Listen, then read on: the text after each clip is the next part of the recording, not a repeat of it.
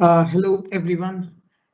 Thank you so much for joining today again. So here we are with the next session on AZ-204, developing solutions on Microsoft Azure.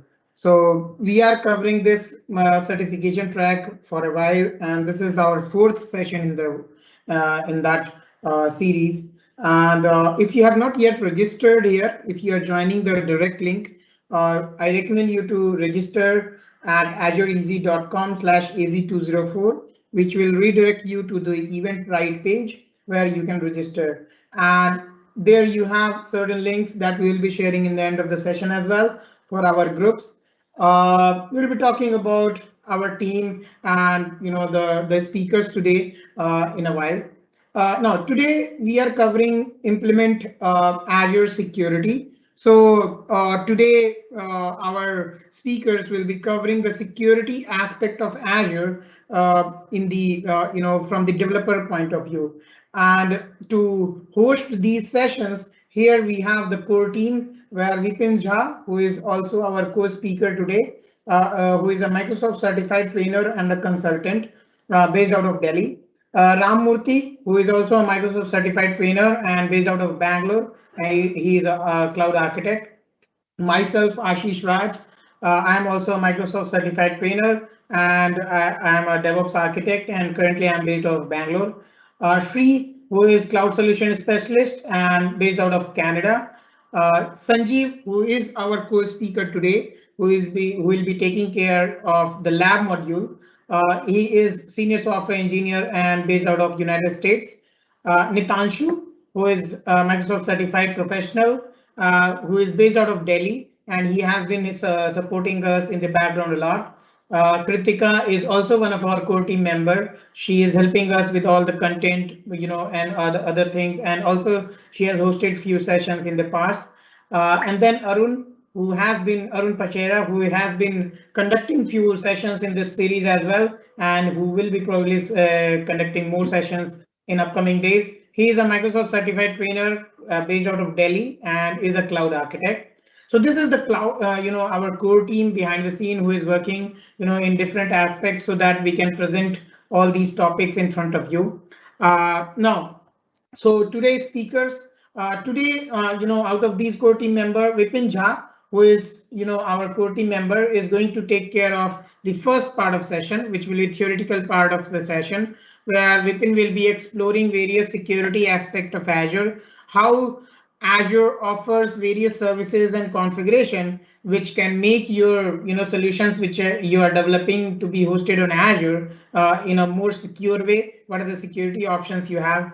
And then after Vipin, Sanjeev will be joining us, and Sanjeev will be kind of hosting a workshop where he will be showing some code examples where how a developer can use those security features, how a developer can secure their applications which they are developing based on the Azure. Now, in this session, as we always do, I mean, in this session also, we will be sharing exam vouchers with selected few. So we will be having a quiz, after the session where you need to participate. Once you participate in the quiz, we will be selecting 6 selected winner will be getting an Azure exam voucher, which we will be announcing in our next session. So today also we are going to announce few winners who will be the people who have participated in the previous session. One selected participant will also get a copy of my book, print copy of my book. Out of, six people will be getting vouchers, and then one person will be getting a book free of cost. And these winners must be, all these participants, we match those people with the Eventbrite data. So you must be registered on the Eventbrite as well. So if you have not registered yet, please go ahead and register for the session for which you are participating in the quiz. If you are participating in the quiz and you are registered on the Eventbrite, then only your name will be appearing on that list. And as I said, winners will be announced in the next session. And please use this hashtag whenever you share your story, and if you think our sessions are helpful, whenever you are it can encourage certain people, few people to join our sessions, as well as it will help us to know that whether our sessions are helpful or not. Now, with that, I will invite my first speaker, who is Vipin, to go to take it further. Yeah, Vipin, please go ahead. Thank you, Ashish, and I welcome all the participants who joined this session today. This is a developer track for Microsoft AZ-204 course, and welcome once again to all the participants, and thank you, Ashish, for this warm welcome. Before we start this particular session, let me tell you about that what certification you people are doing in this particular training. So there are different certification track, and every certification has some specific training. And once you take that particular training and you appear for some exam, then Microsoft gives you some badge as well. So for this particular AZ-204, there is an exam called Developing Solutions for Microsoft Azure. The exam code would be AZ-204. If you appear for the exam, you earn a badge that is called as a Microsoft Certified Azure Developer Associate.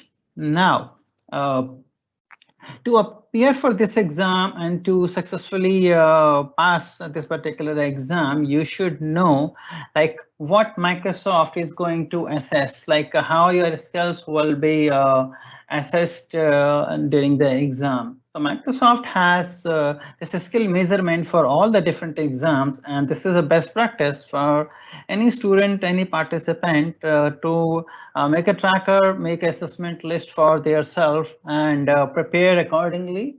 That helps any individual to know that where they need to improve, where they need to do more and more, and how whether they are ready to appear for the exam or not.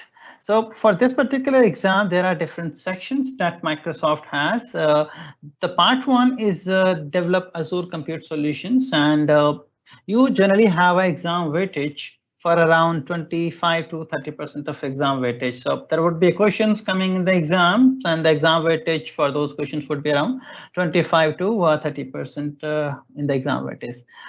We have already covered this first section in two different parts in our previous session. Then that was our session number 1 and session number 2. So if someone has missed that, they can go on our YouTube channel and watch and revise those particular topic.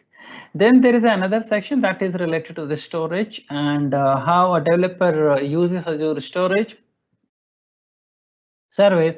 From this part, Microsoft generally takes assessments, and the exam weightage is around 15 to 20%. Then the next part is implement Azure security. So this is the agenda for today, like what we are going to do today. We are going to cover this particular section today. And this is also one of the most important thing, because this also has a good exam weightage, that is 20 to 25% exam weightage. This is the second highest weightage out of all others, if you see in this list. Okay. If we are going to cover these particular things in a very short amount of time from now. Then the next section that we have is the monitor, troubleshoot, and optimize your solutions related to developers, and that will be our next session. We'll be covering this in the next session, that particular topic, and okay, that has a exam weightage for around 15 to 20%. Okay, then finally the last section for AZ-204, that is how you consume your Azure services, how you connect your Azure services, and third-party services. So these will be having the weightage of 15 to 20%. Okay, this again will be covering in our upcoming session. So monitoring, connecting, and consuming Azure services are yet to be done in our future sessions. And for today, we are going to discuss the implementing Azure security. Okay. Now, before we start the agenda for today and we discuss any specific topic for today, for any specific Microsoft training, there are some prerequisites. To be successful on that, you must have that particular prerequisite as well. So if you have that prerequisite, that will help you to learn that respective things easily. grab the knowledge for that particular track, that particular training or certification easily. Okay, if we talk about AZ-204, so what prerequisite we have that we expect that every participant should have. So people should have some hands-on experience. They should know some of the Azure services, like they should know Azure IaaS solutions, Azure PaaS solutions. They should know what is Azure portal. They should not be entirely a beginner on Azure or entirely beginner at that thing. So if they know some of the basic things about that, it will be helpful for those people. Okay. Then we also expect that people should have some experience on C#. They should have some experience on writing codes on C#, JavaScript. They may or may not be expert of all, but at least they should know one or few of them. If they know Python or Java, that will be helpful for those people. Okay, the experience, it could be beginner or intermediate. We don't want you should be expert, but at least a beginner or intermediate level experience would be helpful for those people. Okay, then you should also know how to write a code, and some kind of database operations and some kind of data connections, like some SQL database or NoSQL database or SQL Server, Oracle, Cosmos DB, Cassandra. Okay, because when you have some application, generally most of the applications have some kind of database in the background. Okay, and you would be able to correlate those things when you do it in the cloud. Okay, so it will be added advantage for those people. Now, the next prerequisite what we have related to this particular training is what all the participants must have some experience on authentication and authorization services. When we say means what they know, they should know what is authentication, they should know what is authorization, and how to handle these things.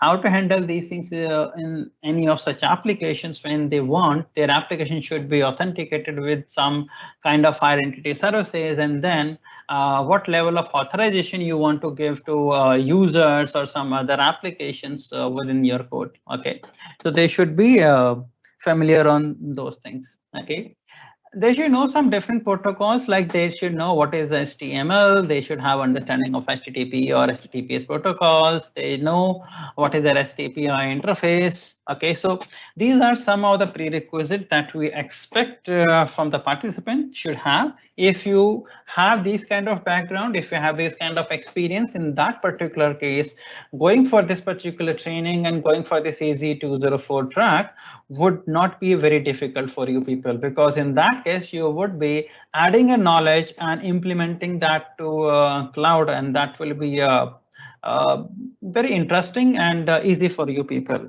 But if you are very new to these things, then I will suggest that side by side you should also focus and learn these things parallelly, if your core role, if your profile is related to the developer. Now, moving ahead with this prerequisite, let's discuss that what we are going to discuss today. So today, with respect to implementing security solutions related to the development, what we have two main broad sections here. In the first part, we would be discussing about user authentication and authorization, like how we use how we implement user authentication share, how we authorize those things. Okay, we'll discuss about something called Microsoft Identity Platform. Okay, for any kind of authentication, for any kind of authorization, you always require some kind of identity services, some kind of identity platform. So we'll discuss about Microsoft Identity Platform. Then we'll discuss about authentication using the Microsoft Authentication Library. So almost all the developers use some kind of libraries, authentication library, and some different set of libraries for their development. Okay, so here we'll be discussing about Microsoft Authentication Library. Then we'll see what is Microsoft Graph. Okay, and in the first part of this, the first module of this, we'll be discussing the last thing, that is a authorizing data operations in your Azure storage. So you have Azure storage, you have different set of services in your Azure storage account, and how you authorize any kind of such operation. You want to read something, you want to write something, you want to access. So what are the different various options for that? We'll be discussing here. Post that, we have a second part that will relate to the secure your cloud solutions, and here what we are going to discuss how we implement that. So we will be discussing about something called the Key Vault, and using this Azure Key Vault, we'll discuss how you manage your keys, that is your encryption keys, how you manage your secrets, how you manage your certificates using this Key Vault. Okay. We'll also discuss something called manage entities. What are the managed entities and how you implement it for your Azure resources. Okay, then we'll discuss about the last topic for today's agenda would be app configuration. So what is Azure App Configuration? We'll be discussing that. So these are a quick agenda that we need to cover today. Okay, and we'll be discussing these things one by one. Now, to begin with the very first part, that is the Microsoft Identity Platform. Now, what is this Microsoft Identity Platform? So for any developer, we require some kind of identity platform. Now, if we talk about this thing, what is Microsoft Identity Platform? It is actually a authentication service. Okay, you always require, being a developer, you always require some sort of authentication service. Okay, Microsoft Identity Platform is a one type of authentication service. And why you need this particular thing? You need this so that your users, your customer can sign in. Okay. Now, using this identity platform, your users can authenticate using your Microsoft identities, using their social accounts. Okay. Then using this Microsoft identity platform, you can also provide authorized access. So you should be clear on these two terms, like what is authentication and what is authorization. Okay, authentication, how identity is validated, and once the identity is validated, what level of access that identity has. Okay, what that entity can perform, that is what level of authorization that particular entity has. Okay, so you use this Microsoft entity for performing that authorization access to that. Okay, so that provide authorized access to your API. It could be your own API. It could be your Microsoft API. It could be like a Microsoft Graph. Okay.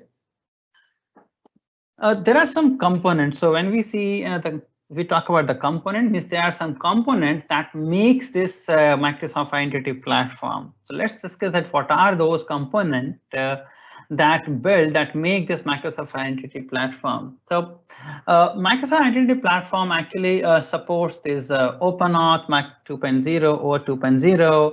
It also supports your OpenID Connect. So okay, then why you actually read this thing? It supports Microsoft Identity Platform is actually an open source library. Okay, we call it as a Microsoft Authentication Library. Okay, and that support for other standard compliance libraries as well. Okay, when we say the other compliance libraries, like your what kind of like it can be authenticated using your work and school account, Azure AD account. It can authenticate using your personal account, like your Skype ID, Outlook.com, and all. Okay, then it gives you application management portal.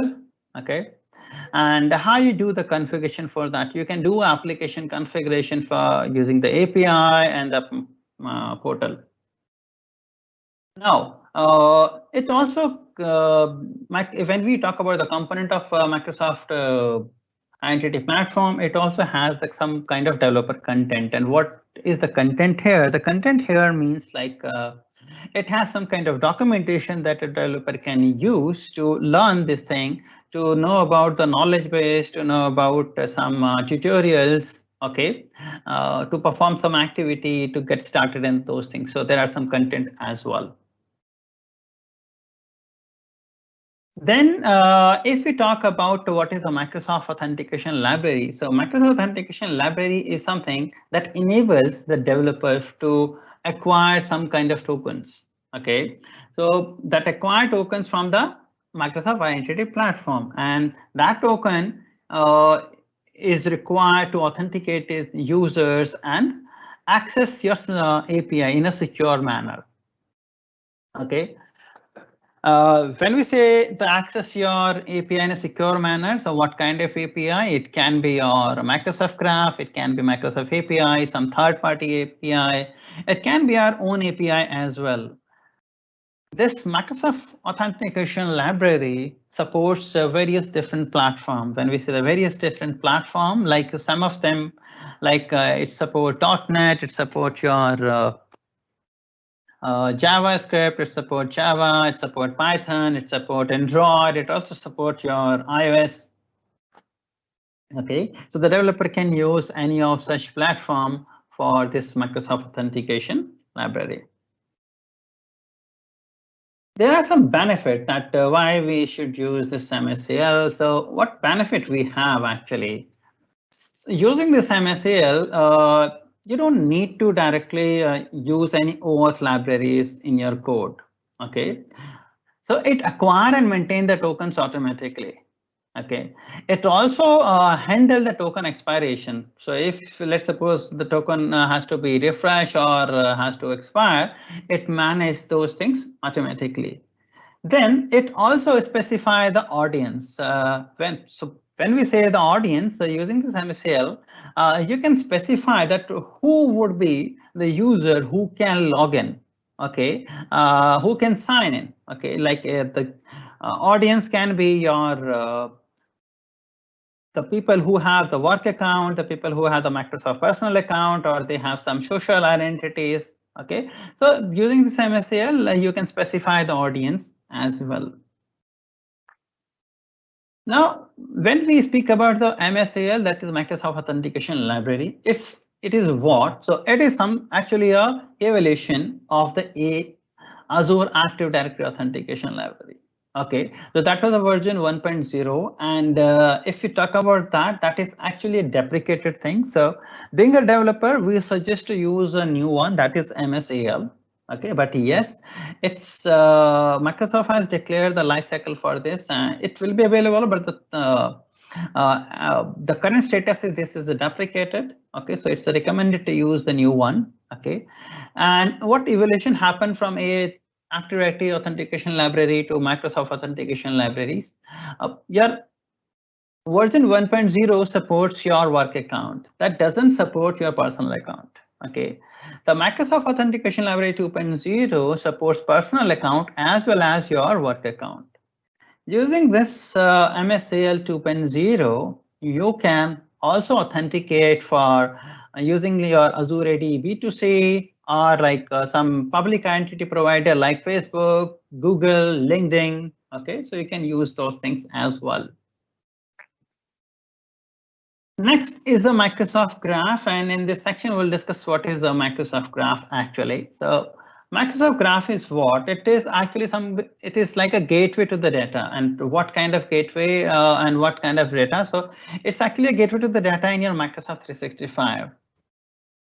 Or you can call it as enterprise mobility or Intune. Okay, and it exposes the data. Okay, using this Microsoft Graph, it exposes REST APIs and client libraries to access data. Okay, from the Microsoft 365 services, and within this Microsoft 365 services, it could be your Excel, your Teams, OneDrive, OneNote. Okay. And why this required? This required to build your apps for your organization, for your customers. Okay, and just to see this in a diagram, this looks like this one. So like we have Microsoft 365 platform, and using some connector, you can use this Microsoft Graph, and you can use some connector, and using that connector also you can use the endpoint of a graph, and that will fetch the data from your different services. Okay.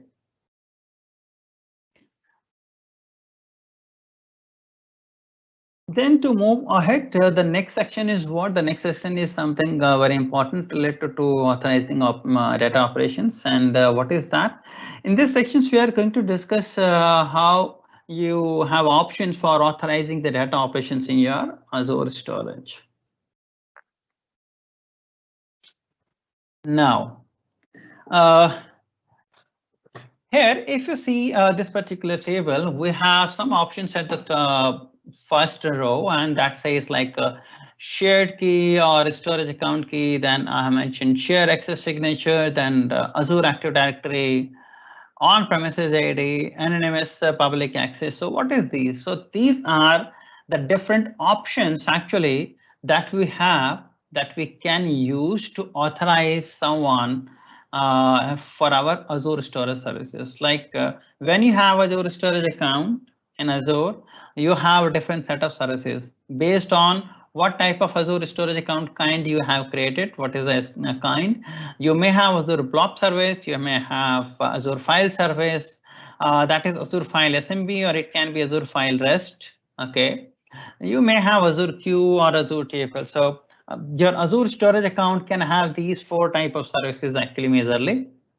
And then to access any data from any of these storage service, okay, we have a different option. Like we can use any such option, like I can use a storage account key, I can use a shared access signature, or I can use my Azure Active Directory, okay, to provide some kind of authorized access. Okay, now in which scenario, which one would be applicable and where this option will be supported or not supported, we should be very much clear on that first. Okay, if you're clear on that part, then only we can choose appropriate options. Okay, so if you talk about a shared key or account key, that is the storage account key, this is applicable for all kind of storage services. Now, if I'm using this particular service and this particular option, in that case, using this storage account key, I can authorize someone on Azure Blob service. I can authorize someone on Azure file that is SMB or Azure file that is REST. Okay, Azure file REST is generally used for the application of connecting our application to the Azure file service, and Azure file SMB is generally that we generally use for mounting to some Windows system or Linux system. Okay, on SMB protocol. So using that, you can use it for any of the storage service, like whether it is Azure Blob, Azure File, Azure Queue, or Azure Team. Okay, it's a good thing, like you have option to give access at the account level. But yes, unless otherwise it is not really required, we should not give this account key option to anyone. Why? Because using this, you have account level access. The person will have an entire account level access. Even though you have an option to customize that, what level of action and what service that identity will be accessing. But yes, it's not it should not be a primary choice. Then we have a second option. You can also authorize your Azure storage service using Sas signature. Now, when we say the Sas signature is supported for all the Azure storage service except your Azure file SMB. Sas signature doesn't work for a Azure file SMB. Okay, it works for Azure file in the REST, but yes, it doesn't work for your Azure file SMB. Apart from that, you can use Sas signature to authorize your Azure blob, your any file object or any container in the Azure blob, or your Azure file REST, Azure Queue for some of the application, Azure table for some of the applications. Okay. The next option that we have is a Azure Active Directory. Okay. When you have your Azure account created, you always have some Azure Active Directory. Okay. You have some entities there. You can use the Azure Active Directory to authorize your Azure blob. Okay, you can also use that for your Azure file, but there is a condition here. If you want to use Azure Active Directory to authorize the Azure file SMB, in that case, you must need Azure Active Directory domain services. See, Azure Active Directory and Azure Active Directory domain services are 2 different things. Okay, so if we want some, if we want that to give authorized access to Azure file as a SMB, in that particular case, we need a Azure Active Directory domain services. Okay. You cannot use this Azure Active Directory to give access on Azure File REST.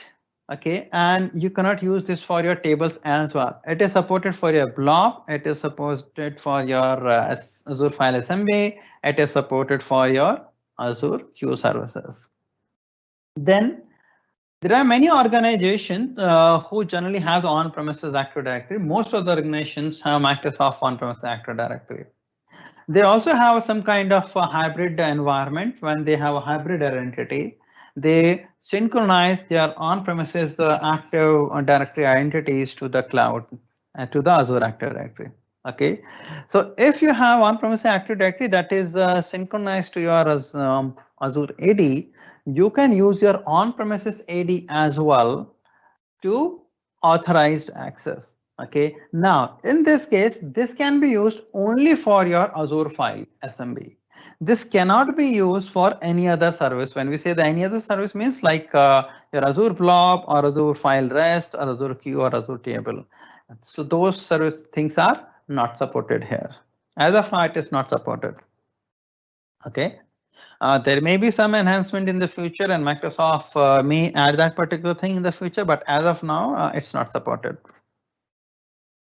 Then there is one option for anonymous access as well, and that is the anonymous public access. When we say the anonymous public access means using this anonymous public access, I can give the access to anyone across the globe.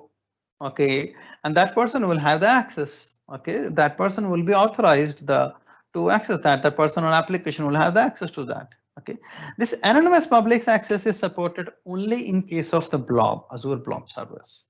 Okay, this is not supported in any other service in your Azure storage. Like this is not supported in Azure file. This is not supported in your Azure queue. This is not supported in your table as well, Azure table as well. Okay, now we'll discuss these things in more detail in upcoming slide. We'll discuss about the storage account key. We'll discuss about the SAS signature in the upcoming slide. Okay, so that you can use a respective thing based on your need and the business requirement. To begin with, the first thing that is a storage account access key.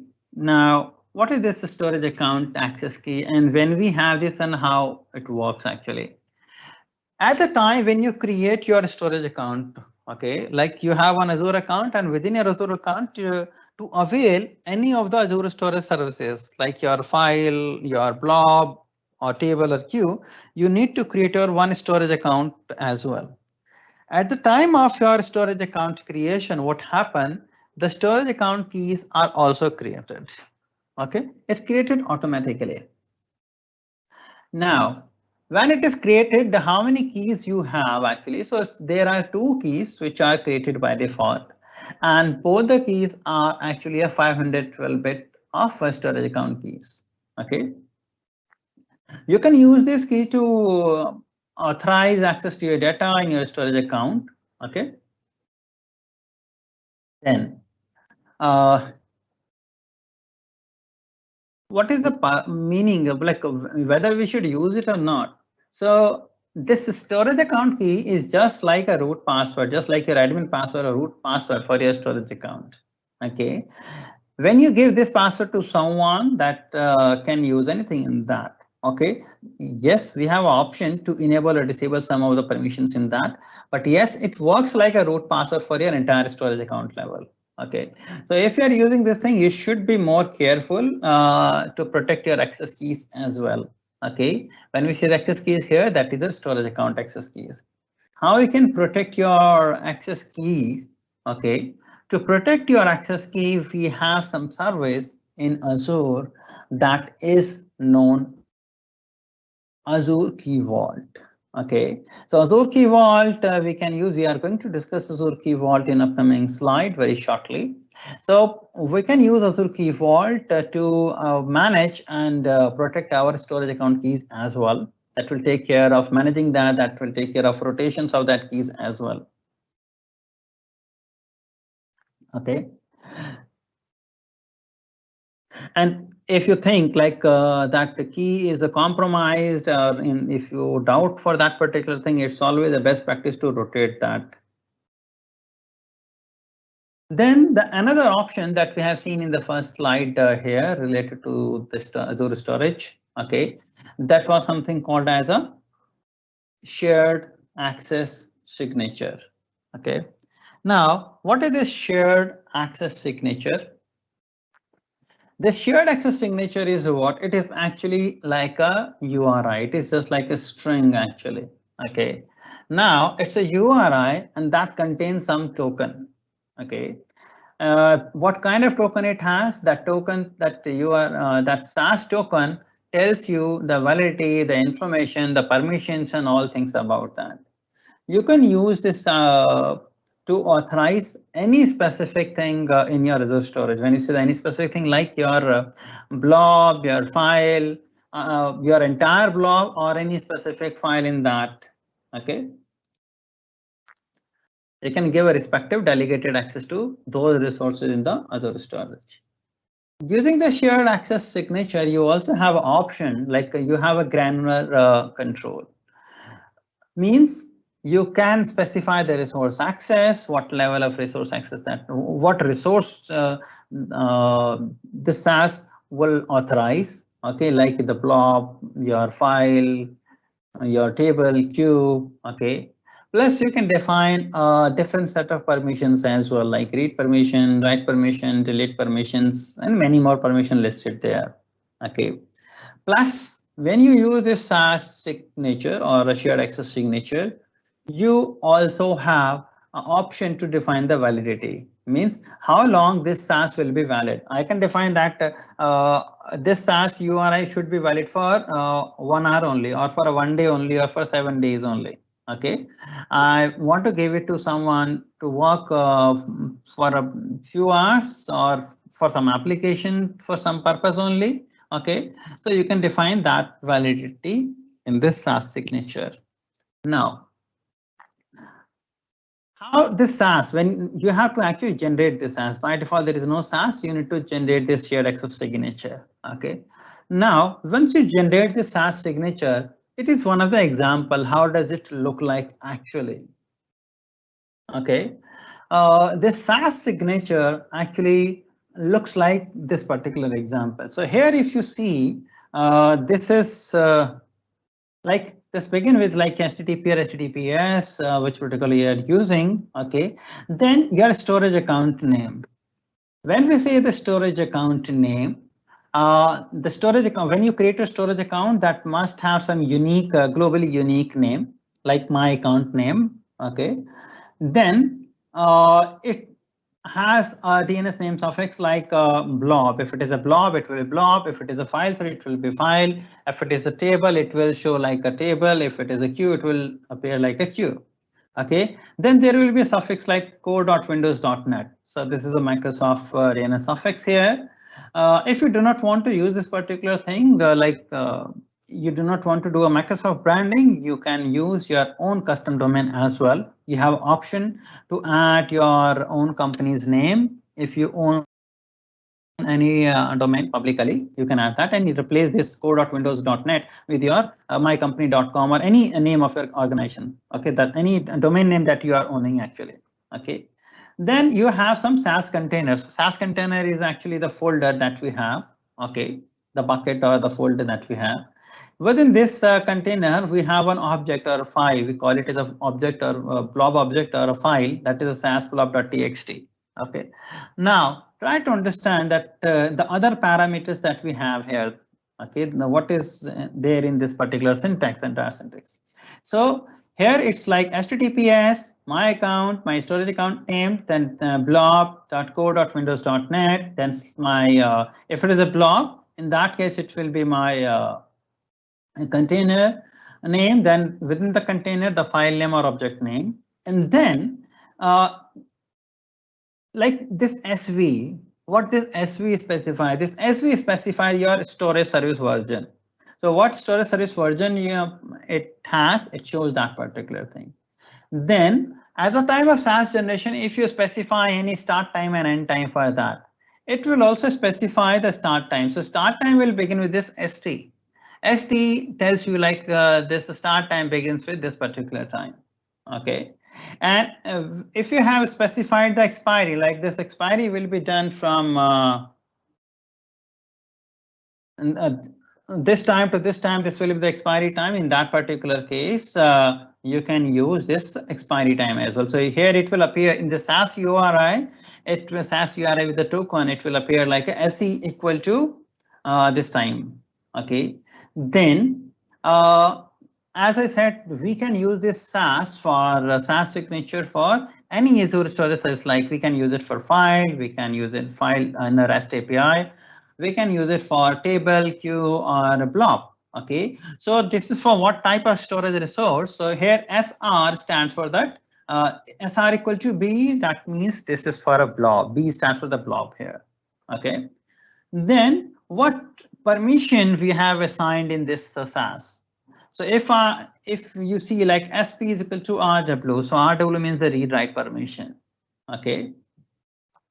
We can also specify the IP address, that the source IP address from where it will be accessed. So if you specify any IP address, okay, in that particular case, it will appear like a SIP is equal to the IP address that you have specified. It can be a one IP address. It can be a range of IP addresses as well. Okay. Then we also have option to specify the protocol, whether it would be HTTP or it will be HTTPS. So if you have specified that, it will appear the protocol like here like SPR. SPR stands for the protocol here. Okay, like here in this example, it is HTTPS. So it will be accessible on HTTPS protocol. Then at last you see the SIG, that is the signature. Okay, that is assigned to your Sas URI. Right. So this is the one example. If you want to, when you generate a Sas signature and you try to read this particular thing, you would be able to understand, okay, that what parameter we have specified at the time of a Sas URI generation. And you can use this Sas at various places for authorizing your Azure storage, okay, to access any data in your Azure storage account. And one of the best solutions that we generally use, one of the recommended solution as a best practice. Then we have something called as a course. Okay, so what is this course? CORS. Course we generally use when we have one application in one domain, and we want that application should access the resource in some different domain. Okay, so you have web applications in domain A, and you have some resources in domain B. Okay, you have some cross-domain requirement. In that particular case, you use this course. You can use this course as well. Okay, and where you can use this course, so you can use this course for you have to define some course rule actually, and you can use that for blob, file, table, and queue at all the places. Okay, these are some of the options that we have discussed related to the different authorization options that we can use to authorize the data in your Azure storage account. Based on the requirement, we can use the respective things. Okay, moving ahead, we'll be discussing about how you manage a key secret using your key vault. So we'll discuss about those key vault and how you manage that thing. Begin with what is this Azure Key Vault? So Azure Key Vault is a service in Azure that helps you to manage your secrets. Okay, you can manage a secret there. Okay, you can also manage the key. So it is a service that helps you for secret management. It is a service that helps you to manage your keys, that is your cryptographic keys, your encryption keys. Okay, that also helps you Azure Key Vault to manage and store your certificates as well. Right. When we say the secret management, it's like to control your access token, to control your password, API keys. Okay.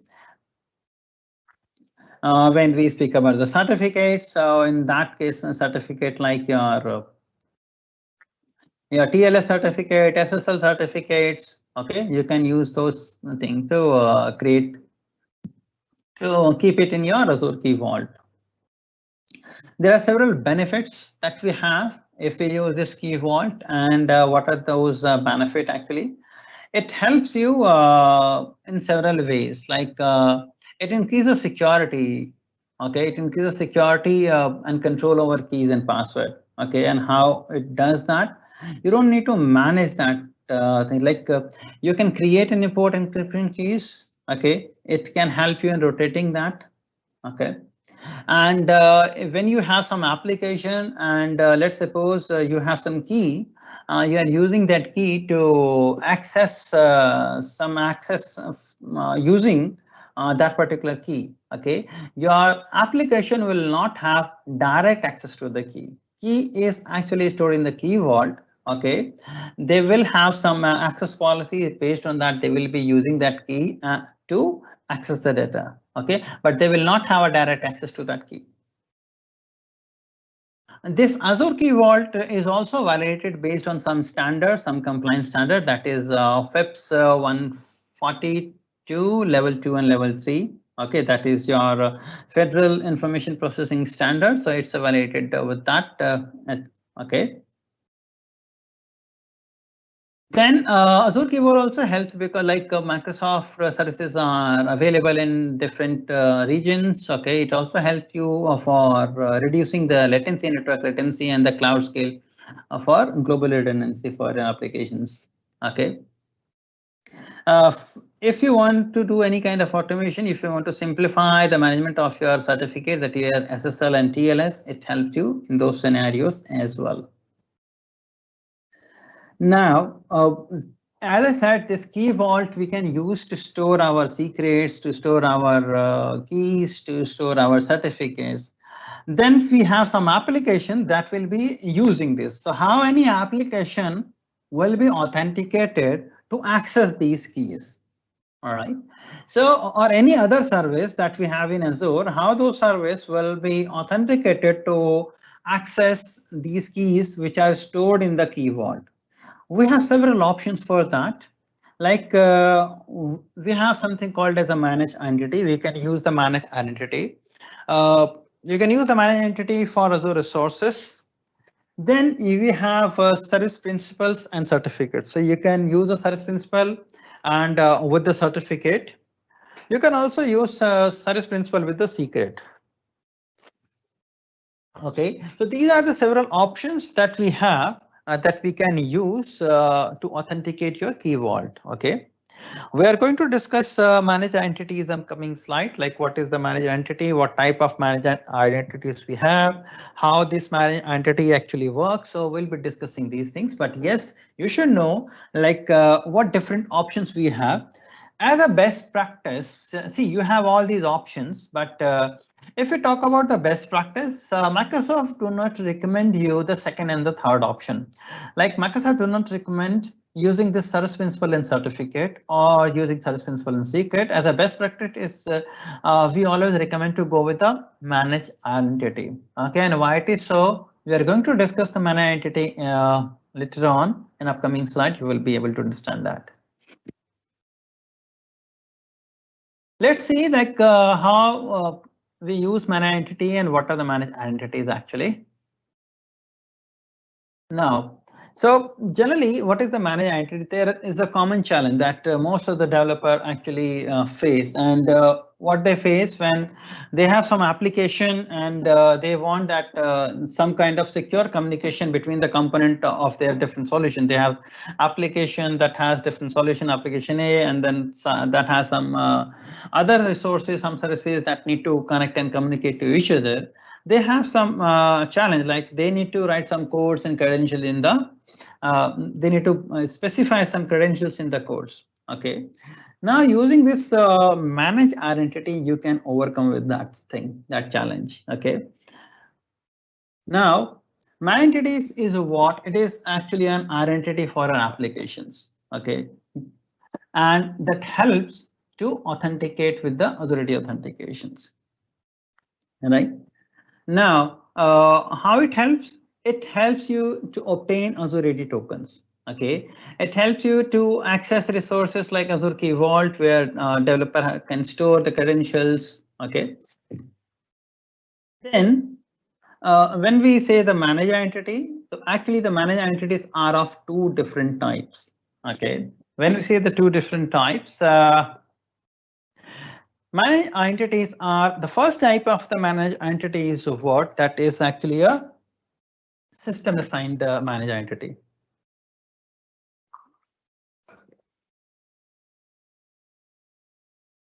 What is the system assigned managed entity? System assigned managed entity means when you have some service instance and you have some managed entity, this managed entity will be associated to your service. Okay, and it will be tied to the lifecycle of your service instance. What does it mean? If you delete that resource, if you delete that Azure service, that in particular instance, this system assigned identity will also be deleted. Okay, so means if I have an entity, I have associated this to some service instance, means one system assigned identity can be assigned to one particular service instance only, right? And it will be as tied to the life cycle of that particular service as well. So if that service is deleted, in that particular case, this identity, the system assigned identity will also be deleted. You cannot use the system assigned managed entity for multiple service instances. If you have that kind of requirement, you should go with the user assigned system entities. When you create this user assigned system managed entity, means you can create it separately. It is actually a standalone Azure resource. Okay, when you create a user assigned manager entity, it can be assigned to one or more of the Azure instances. Okay, and it is also managed separately. Means when we say it is managed separately, it is not tied to the lifecycle of any specific services.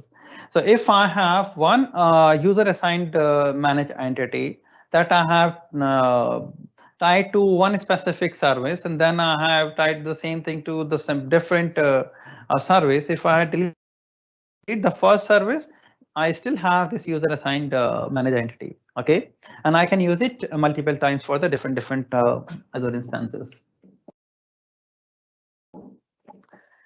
Now, if we talk about how this system assigned managed entity actually works, so this is like actually an entire flow, how your entire system managed assigned entity actually works. Now, if you see this particular diagram, what happens? So your resource manager, that is your Azure resource manager, receives a request to enable. Okay, like receive request to enable some kind of a system assigned entity on a VM. Okay, it's an example here. We have taken example as a VM, like Azure VM is one service for which we want to use the system assignment entity. Okay, so your Azure resource manager will receive a request. Okay, to enable a system assignment entity on the VM. Once it receives the request, what will happen in that case? This Azure Resource Manager will create an identity service principal in Azure AD. In fact, this managed entities are also a one type of service principal. So internally in the background, it is actually a one type of service principal. Okay. Now, so Azure Resource Manager will create a managed entity, and that is actually service principal in Azure AD. Okay. Then once it create, it will update the Azure Resource Manager, configure the identity on that VM, and it will update the metadata. Okay, that is the instance metadata service. Now, once this will happen, what will happen? Then in the next, it will grant the managed entity the some sort of access based on the RBAC.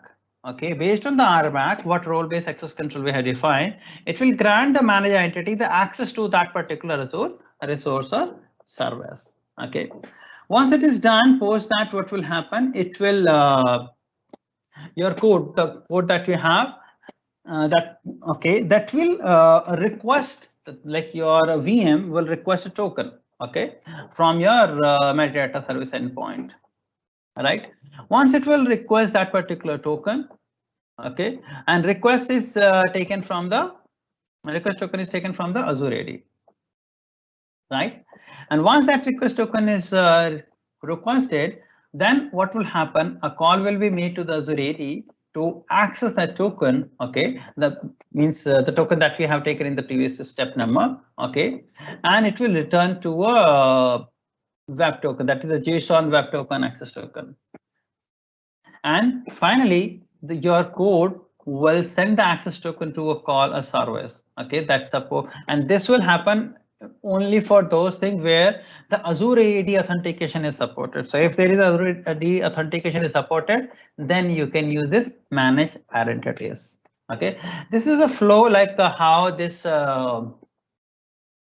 system assigned manage entity works actually. So if you know this flow, you would be able to understand and correlate this particular manage entity. Okay. Post this, we have next thing for today, that is the Azure App Configuration. So what is this Azure App Configuration actually? Azure App Configuration is something, it's the one that actually helps you to centrally manage all the application related settings. Okay, application related settings, the feature flags. Okay, it helps you to store your settings for an application like encryption or sensitive information at the rest or in the transit as well. Okay, it's a fully managed service that can be set very quickly. Okay, you can use tagging, you can use label. Okay, you can use the dedicated UI for the, there is a dedicated UI for the feature flag management. Okay, so this is all about this is a quick that we can cover up in this short amount of time related to this particular thing. But yes, if you go on reading on some of all the most more references that we'll be sharing later on and doing some hands-on, okay, that will definitely give you more exploration and learnings within these services. And with all these, what we'll be doing, we will be taking a short coffee break in some amount of time, and post that we have some demo sessions, and post break we have Sanjeev Panigadi will be helping you with some demo that will help you to learn all the things what we have covered during this theory discussions. Okay. Thank you everyone for this thing, and let's meet. Let's come back post this coffee break. Yes, before coffee break, let me announce a few of the things. Post coffee break, we'll also be having some quiz, and if you appear for that particular quiz sessions, you have a chance to appear for lucky draw, and using this lucky draw, if you are a lucky winner, you may have some exam voucher. You can also win a book, okay, which is written by Ashish, okay, one of our speaker and a core team member of this Azure Easy, okay, and specifically for Azure DevOps, okay. So if you're a lucky winner, you can get those things, plus we will be announcing the winner for the previous sessions, okay. So let's have a quick 10 minutes of break from now, and post that we'll start that thing. Let me start that break timer.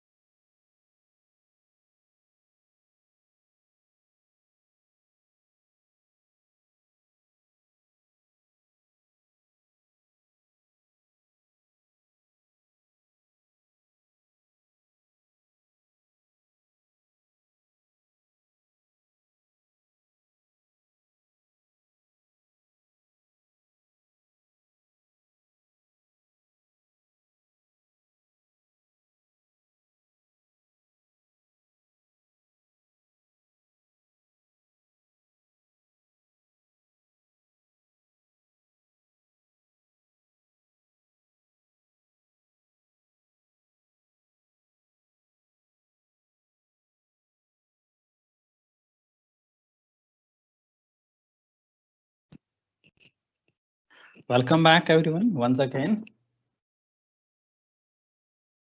Hope you have enjoyed your short coffee break. Now we have some demos so that you understand the things what we have discussed so far. For demo, what we are going to see, we are going to see how we authenticate and do query using the Microsoft Graph and by using this Microsoft Authentication library and .NET SDK. And for this, what we are going to do, we have three different tasks. We'll be creating Azure Active Directory application registrations. You need to register your application first, then you will see how to obtain a token by using this Msal.NET library. Then we'll use the Microsoft Graph for query using the .NET SDK. And then we have second app that will use to access resource. Okay, the secrets most. Okay, here we'll be using your manage entity. You will see how to configure secrets and identities. We'll see how to build Azure function app, and then we'll see how to access your blob. Okay, within your Azure storage account. And for all those things, so we have Sanjeev Panigari. He will help you to demonstrate this particular thing. Let me welcome Sanjeev. And from here, Sanjeev, this session is handed over to you. Thank you, Vipin. Thank you, Ashish, for organizing this session. And thank you again, Vipin, for giving a nice overview on in this module. So now I will be sharing my screen and we will be going through the implementing how to implement the MSIL.NET library and use it to get the token. So let me share my screen.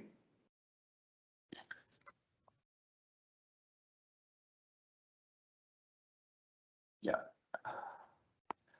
I think you can see my screen. Ashish, can you just confirm if? Yes, it's on live now. Yeah. Okay.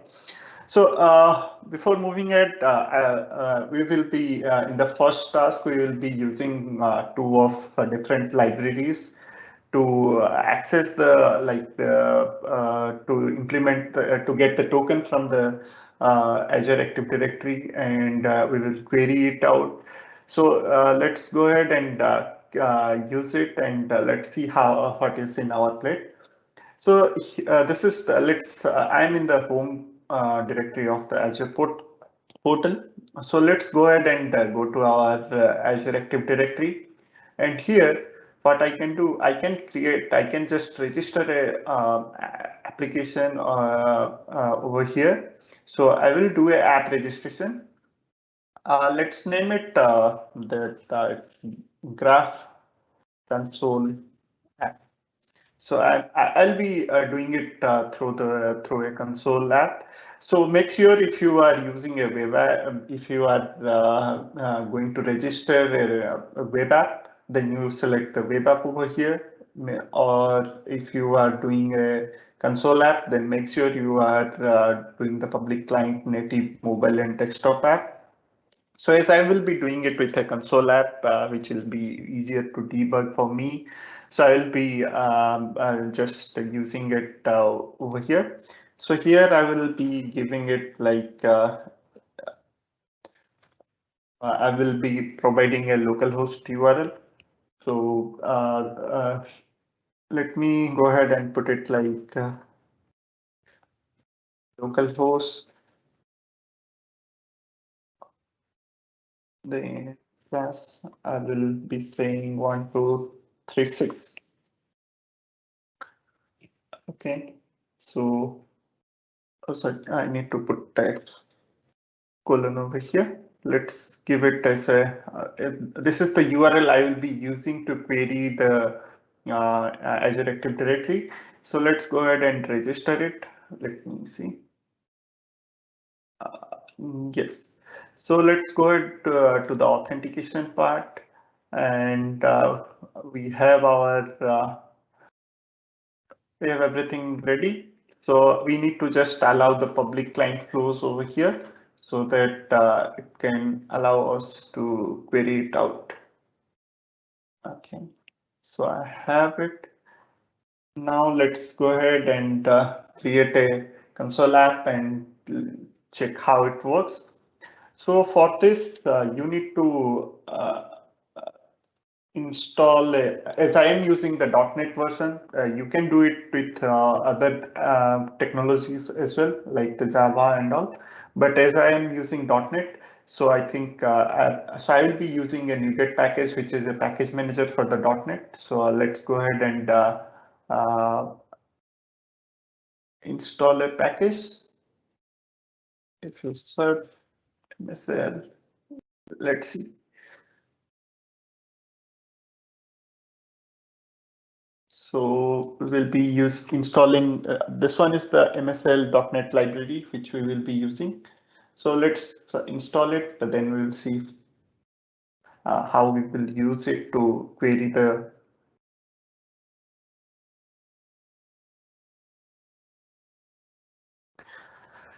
Yeah, now it's installed. So we will be using, and this library provides us some of the classes which we can use to query the use to query the Azure Active Directory where we have done our app registration. So here what I will do, I will just use the iPublic client application interface to instantiate it. I will be using the public client application builder. So I will use it, and this is this provides us some of the methods to use it and query the AD. So I will be creating the instance of this one. For this one, we need two of the major things. One is our client ID, and another is our. So let's first create a.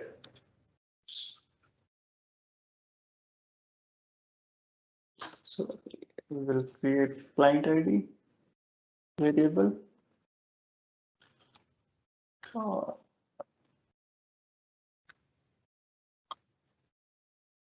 we will get it from the app registration page where we did it.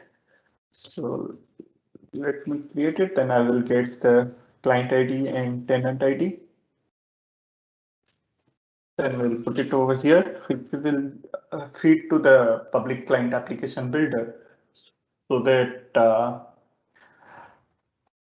it can. So these are the your application ID and tenant ID. Let me copy it and let me put it over here. So this is my client ID. Then we will go ahead and copy the tenant ID. Yeah, so these are my client ID and tenant ID because this application builder, when you create the instance of application builder, you need to feed it with the client ID. So this is where I provide the client ID. Then let's go ahead and the syntax is with authority, I think. Yeah. So here I will provide the Azure Cloud instance. This is Azure Public, and I'll provide the tenant ID. Then we need to provide the redirect URI as well. So our redirect URI will be the URI which we gave over there, which is HTTP colon localhost colon 1236. Then we will do the dot build. Then we need to provide what is the kind of scope we want to give it while querying it. So what I will do, I will query it with a read scope. So let me go ahead and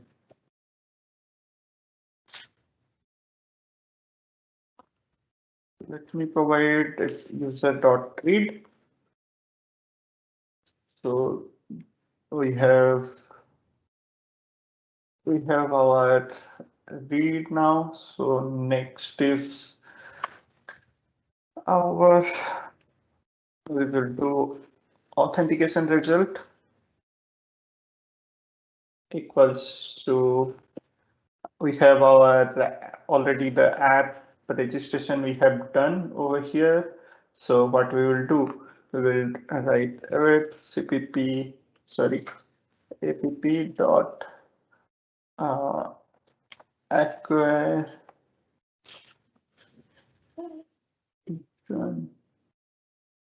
yes, we will use the acquire token interactive. So here we will provide the scopes because and then we will say execute async. So here I am doing it in a asynchronous manner. I am calling the execution as an asynchronous manner. So I need to make my main method also a async one. This async event is like just to do it in a multi-threaded environment, and so do not bother about those things. Those things are different for different programming level. So we will not go deep into that. Just for your information, I am doing it in a, as I am querying outside environment, I am doing it in a multi-threaded environment. So here it goes. Then we can, what we can print, we can say that console.write line. We can write something like that. Token. Let me have for token colon plus result dot access token. So this will give us the access token for this one. Let's go ahead and run it.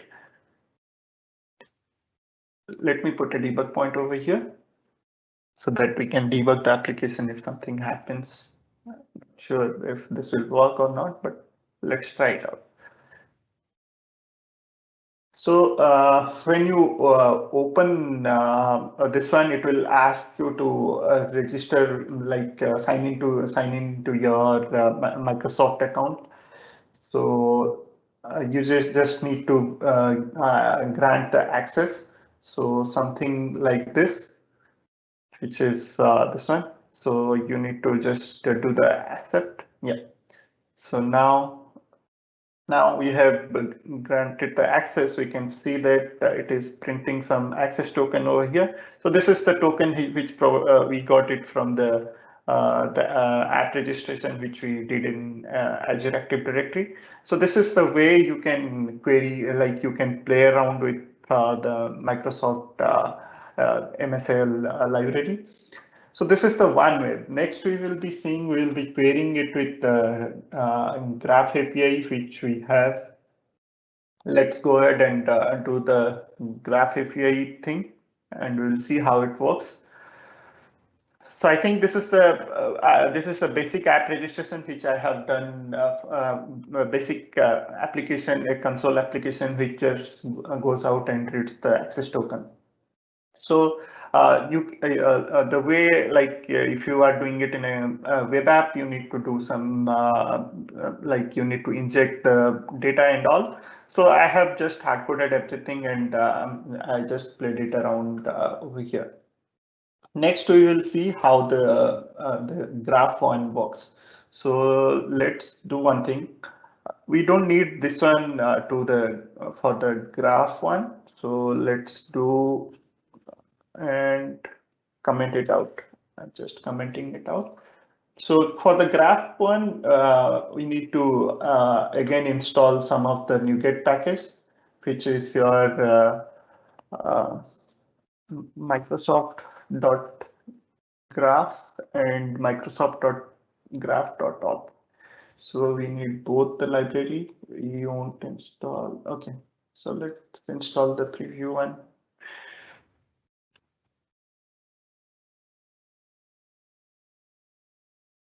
Yeah, so that is installed. The dot graph also we need, so we need to install this one. Let's install the stable one. Let's see if it works out. Yeah, so I think we have installed both the sorry, both the NuGet package. Now we will see how it works. So what we need to do, we need to use the device code provider actually, not the code wizard. So we need to create the provider instance where I will be using the app colon scopes. So what I did, the device to the device code provider, I just injected the app and the scopes. Then what we will do, we will use the graph service client.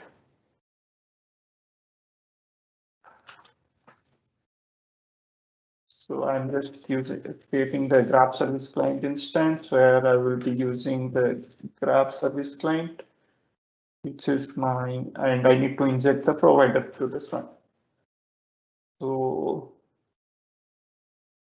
let's go ahead and do that. Then we will do user, let's say profile equals to, we need to do await client.me dot request, sorry, this should be request, yeah, request dot get async. So what it will do, it will go ahead and it will try to fetch my entire profile for the client ID and the tenant ID which I have registered. For that one, it will go ahead and fetch my data. So here, then what we can do, we can just print out let's say the name. We can do what profile dot display name, and what else we can do? And do console.writeLine, and we can print the Active Directory ID as well.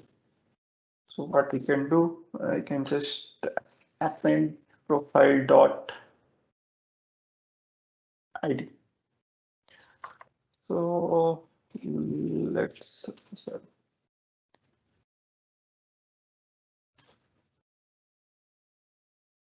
Yeah, I'm just putting the read line so that it can wait over here.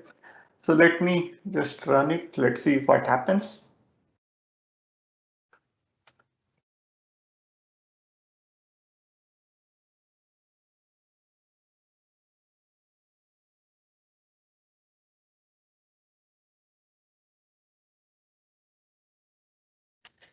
Yeah, so when you run this one, it asks you to register the device.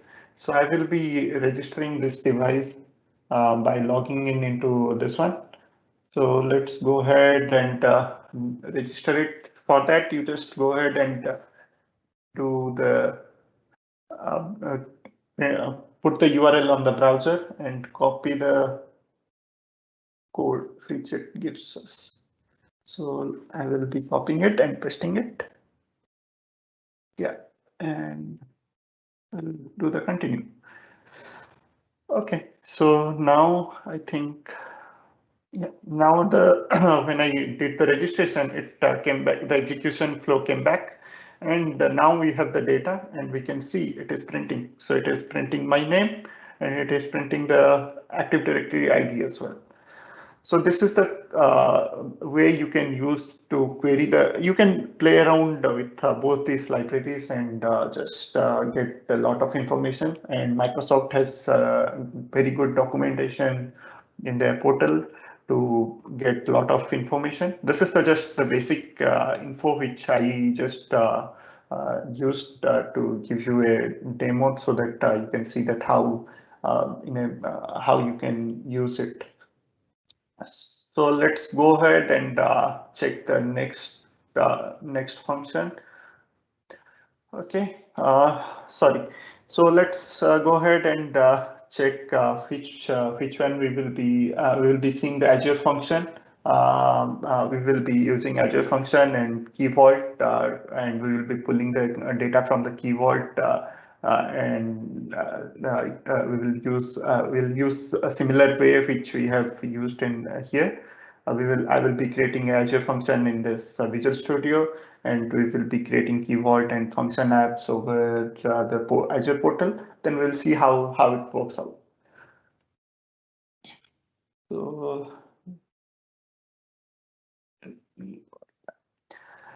So let's go to app. Let's create a resource group. We will creating it as a, let's say, demo 27 June. Okay, so I'm just creating a resource group. Inside this, we will create all our resources required for today's demo. Okay, my resource group is created. Now let's go ahead and I will be creating a function app. So you can create the resource group over there as well. File creating, you can put a create new, or you can just use the demo 27 RG I'm using over here. So I will be creating a, let's say, we'll be creating a secure func, and we'll be using Azure Easy. So I'm just creating a Azure function app over here, and we will be using runtime as .NET. And so let's go ahead and review and create. Let it.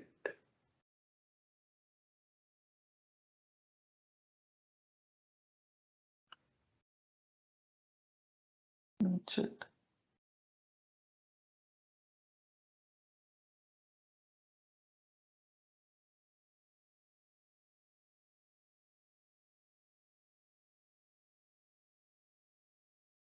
Yeah, so let's go ahead and create it.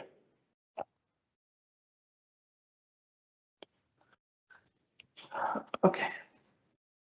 So it is getting deployed. Let's wait for that.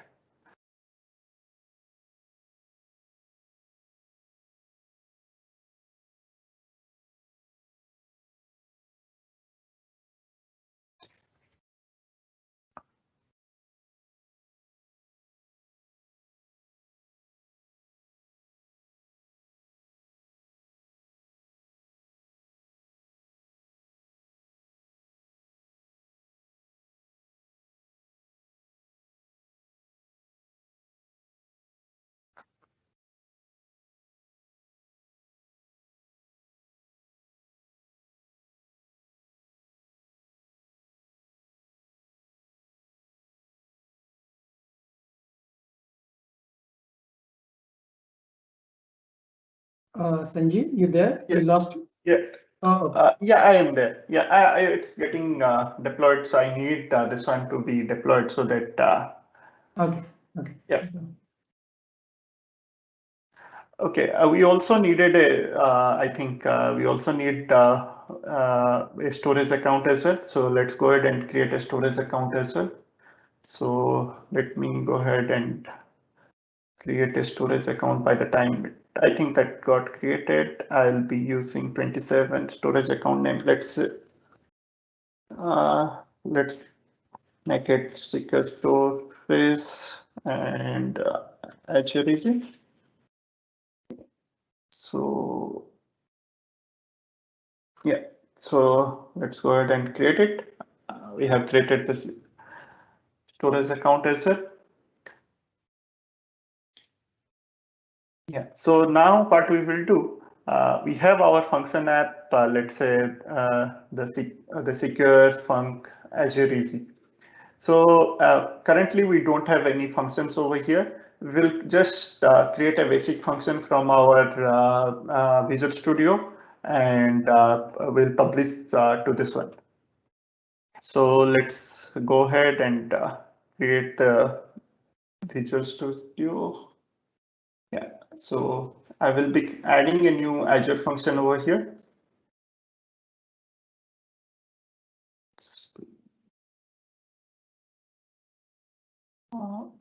Where is the Azure function? Yeah. Yes. So let's name it as a secure func. We'll be creating it here. So let's make it as an HTTP trigger, and then we'll just publish it from here. So let's go ahead and we will name it as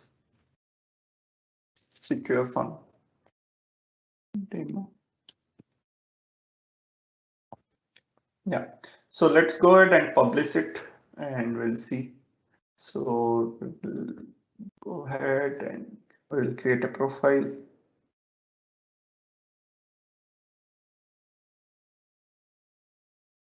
Yeah, we can name it as secure app service, and our resource groups would be this one, and let's take it as HTTPS2, and our storage group would be this one. Yeah, so these are the information which we have created. I just used the resource group demo 27 June RG and the secure storage Azure EZ, and I just named the app service as secure app service. We can now create it. So now we can publish this one to. I'm just creating the profile. Then we can. This profile will be used to publish the function app to the Azure portal.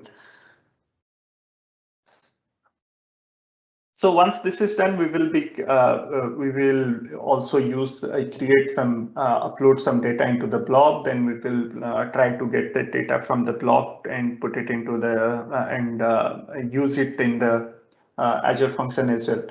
By using, we will be not directly connecting to the blob from the function app. What we will do, we will use the key vault. We will store the connection string of the blob in the key vault, and we will use the key vault in our Azure function. Then we will the Azure function will communicate with the Azure storage via the key vault, not directly. So that's our main motto over here. So let's publish it.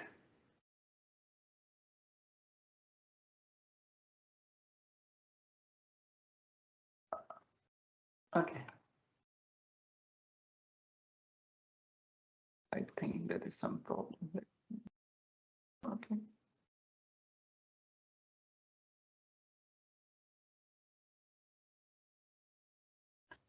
So this is getting published. I'm directly publishing it from my Visual Studio. So let's wait once this is published, then we can see if we can see the.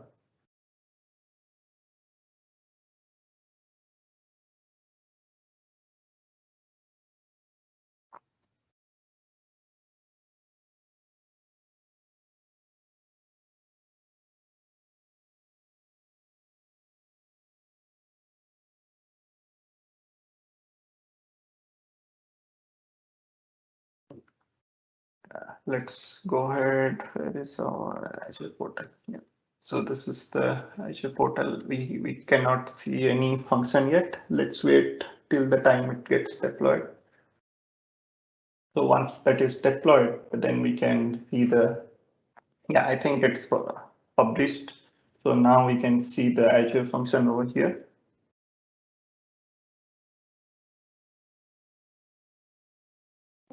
I'm still not seeing the Azure function.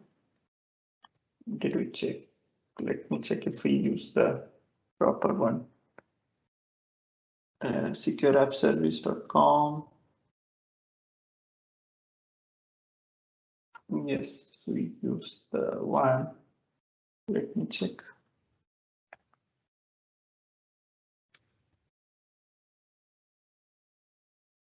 Let's go ahead and check our resource group. Sorry. I think I gave a wrong name. That's why it created another Azure function. Okay, that's okay. So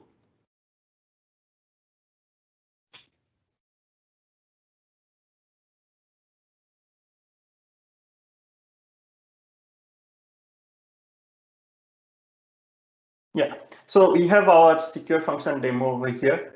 So this is the function which we published into the Azure function over here. So let's go ahead and create a key vault for our demo 27, and then we will see how we will use that in our Azure function. So let's go ahead and we'll go ahead and create a key vault. We can say that let's make it secure vault Azure easy.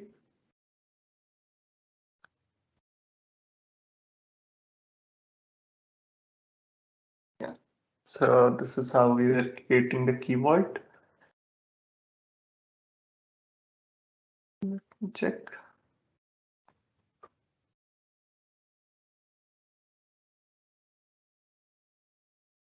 Yeah, the deployment is still progress. We'll see once the key vault is. Yeah, I think the deployment is done. So we'll go ahead and create the secrets over here. What we will do, we'll generate the secret over here, and we need uh,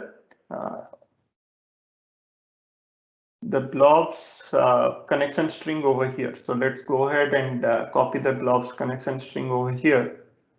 So let's go ahead and create we have our Azure storage over here. So we will go ahead and check this one. So we will copy this one, and what we will do, we'll put it over here. I will just name it something secret uh, log, and we'll put the value over here, and we don't need to set the activation date and expiration date. I'm just leaving it as one as it is. Okay, so now let's go ahead and use this in our uh, Azure function. So this is the Azure function we created. So here, what you need to do when you go to the configuration, you need to put it in the you need to add the new application setting over here, and you need to put the key vault connection string over here. So for that, we as we have created the key vault over there, we will be adding that into our Azure function. So what we can do, we can just create it over here and name it as storage connection string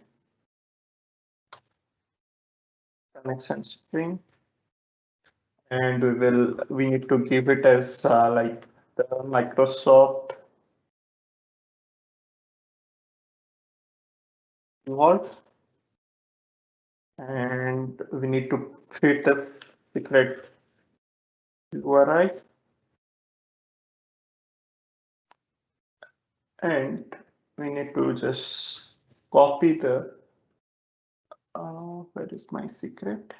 This is my secret, and we need to just copy this URI, the secret identifier, and put it over here. We need to press OK. Now this storage connection string, we will use it in our Azure function. So let's go ahead and use it in our Azure function. So what I will do, I will just in the local setting.json, what I will do, I will just put it as a storage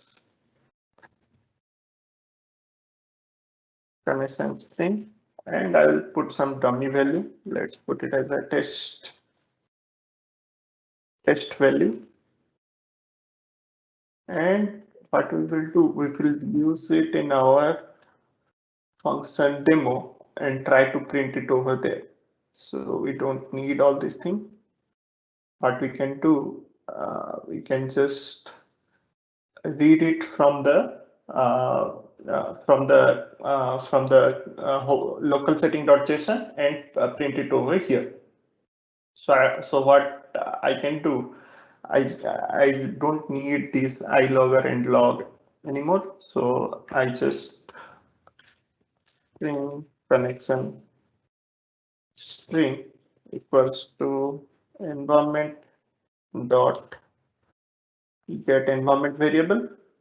What I will do, I will just try to get the value of this one. So then I will publish it and I'll send it as a response. So let's go ahead and publish it. So this is currently just I'm just trying to set the environment variable over in the local setting.json, and I'm just trying to return it from my code. Let me publish it, then we'll see.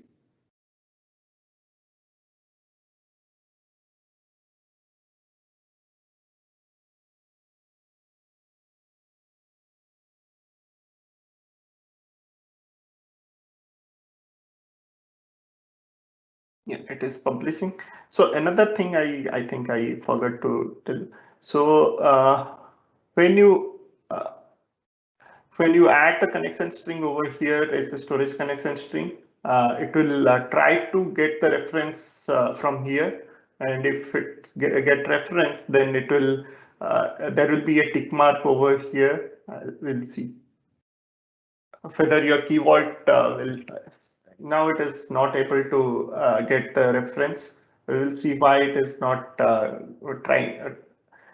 So this it is saying that the MSI not enabled. So what we have to do, let me go over there.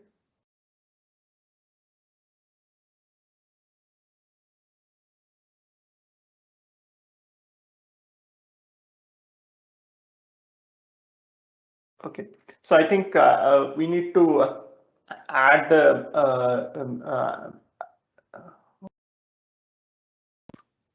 okay. So this is enabled. Let me go ahead. Okay. Yeah. So we need to add the access policy for our function app also. So for that, we need to give the secret management access over here. So that's where we forgot to give the permission, and it is not working. It is not able to resolve it here.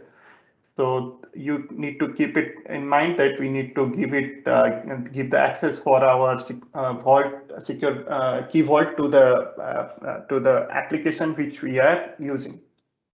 So let's go ahead and keep the access over there. Then we will see how if it is able to resolve it or not.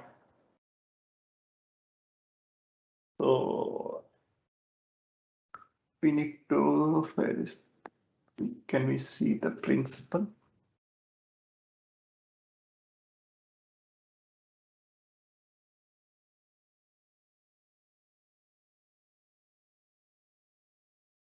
Let's see if we can see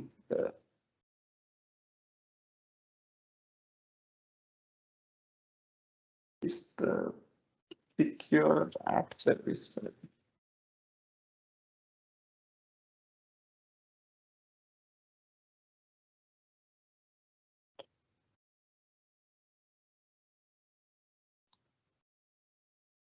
Let me check which one we have it over here.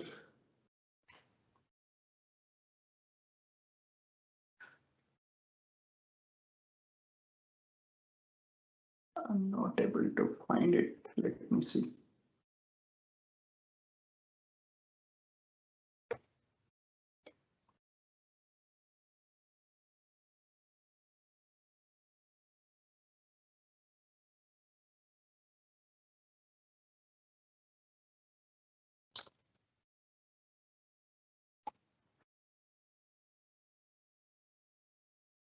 Okay, this is done.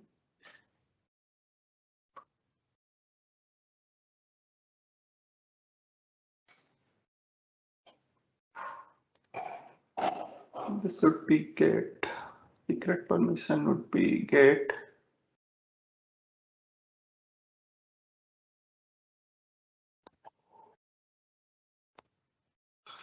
Our cure.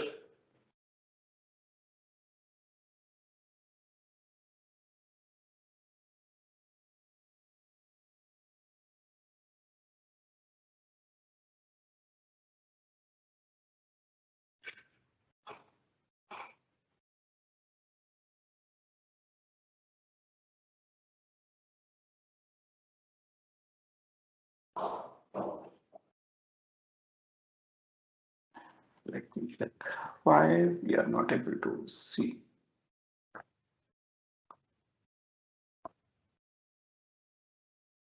So I'm not seeing the function app which we created. It should be visible over there so that we could have seen the so specific secret.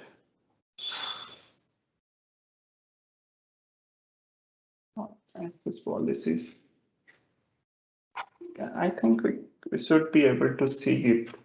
I'm not sure if I am not seeing that.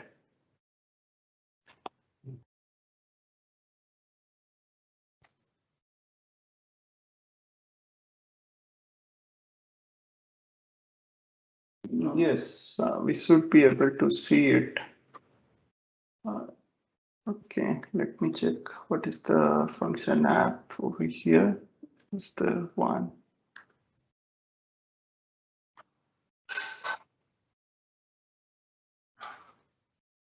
Yeah.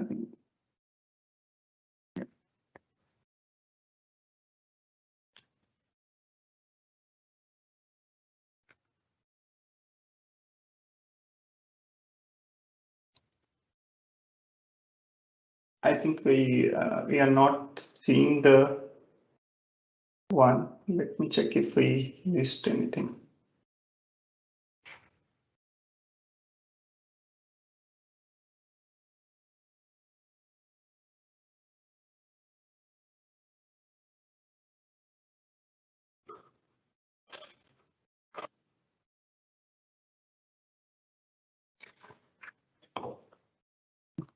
Yeah, I think I am not able to see the function app. If I let me check if I have the other one working. So here I have a file parser function app, which is similar as the one which I have created. So here, if you see, I have the similar way I have in my configuration. I have the storage connection string over here. Yeah. So if you see this key vault reference, what I have done in my resource group confidential stack, I have one key vault, this one security vault Sanjeev, inside which I have a secure credential, and I have put the value from my key vault, which is my. If you see in this, I have a key vault over here. So let me check here. So yes, this is the key vault which I have, and I have just keep it as in my reference. I just put the value from the for my storage account. So this is the identifier, and this is the secret value which I have just put it over here. And if you see here inside my resource group confidential stack, I have the file parser Sanjeev as a function app, and inside that I have one function called file parser. And what it does, it just parse a file from the storage account, the storage account blob. Then it just try to get the reference. So if you see in my configuration, what it does, it has a storage connection string, and it just create a reference to the key vault over here. So then what it does, I have the code ready. Let me show you. So for inside this one, what I'm just doing, I have my function over here. I'm just trying to do the same thing, the Azure connection string, that environment.get environment variable storage connection string. And what I'm doing, I'm just putting the blob client reference, and I'm just creating the blob client object and the connection string over there. And what I'm saying, I'm just saying that get the data from the blob container name blob container name is drop, and I have a blob inside that, let's say task.txt, and I'm downloading the blob and sending that value to the as a function result. So let's go ahead and we will see how we will put some data into the blob. Let me go ahead. This is my blob. Let's go ahead and check. And this is the drop container which I have. It's already, let's delete it, and we will upload another blob. Let's go ahead and .txt.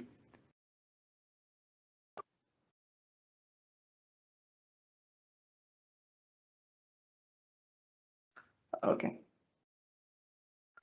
So this is my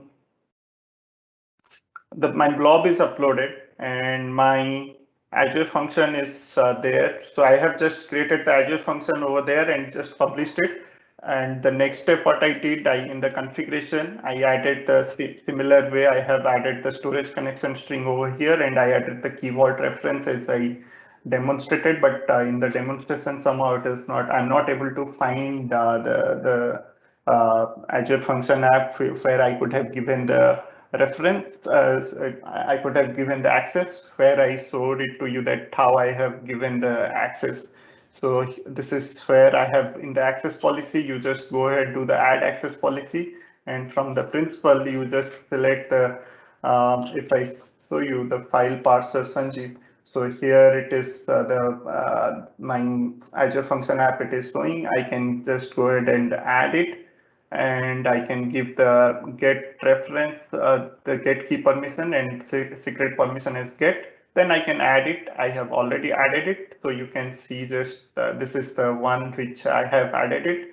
So the secret permission is get. If you want, as I just want the secret, so I have given the secret permission as get. The key permission I have not given it because I don't want to play it with the key. I just want to get the data from the secret. So now what it does, it directly gets the data from the Azure blob storage via the key vault reference.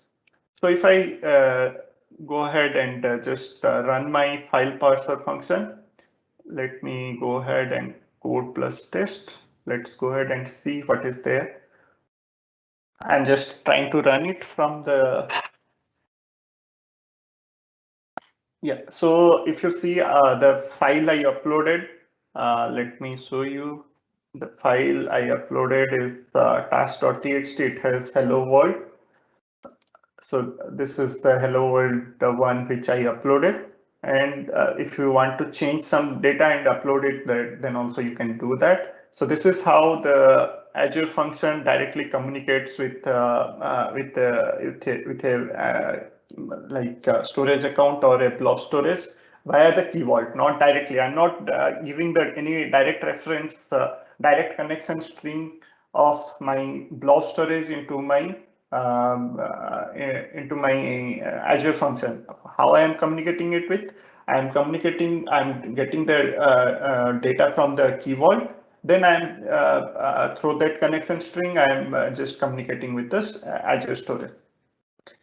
So I'll check it out. Like why my earlier one was not working. I think I missed some of any of the step, but I will definitely check it out. But this is one which I have created. This is the similar way. Like I have just a Azure function. I have a key vault and a storage account and a app service plan. When you deploy the Azure function, it creates the app service plan for you. I think I mismanaged the other resource group. That's why there was some problem, but this one is working perfectly fine. So that's it from my side. I think if you have any question, you can put it on the Telegram, or still the time we have for the quiz. Till that time, you can post any question over there and we'll be able to answer you. Thank you, Ashish. Thank you, Bipin. Thank you, Sanjeev, for wonderful sessions and demonstrating this thing to all the audience. This will definitely help all the participants to understand this thing in more easy way. And with this demo, now we will be moving to the demo you have demonstrated with the participant. Now, with all this, what we are going to do, we are now going for the next thing, that is our quiz for today. And to participate in this particular quiz, what you need to do, you need to scan this URL, and this URL will be valid for next 10 minutes from now. You can scan it from your mobile phone, or you can open this URL which is mentioned in this link. Now, if you appear for this quiz, you have a chance that you can win exam voucher. For every session, we have 6 winners now. From now, this quiz link is enabled, so you have next 10 minutes to appear for this quiz. Post 10 minutes from now, this quiz link will be disabled. Now, to win this exam voucher, there are some things that you people should be aware of. Like if you appear for this quiz today, we will announce a winner in our next session that will be coming on 18th of July 2021. And yes, you must be registered for all the sessions, and for the next sessions, you have a registration link, that is azurec.com AZ-204. This is the link from where you can register for all the sessions that are coming, okay, in the future for this 204 track. Apart from this exam vouchers, you also have a chance that you can you have some cloud skill challenge on LinkedIn, and if you appear for that, you have a chance to win the Microsoft Surface Go.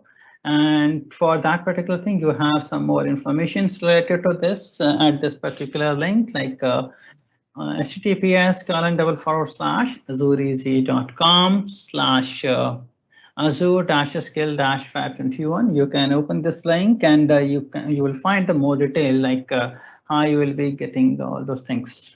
Okay.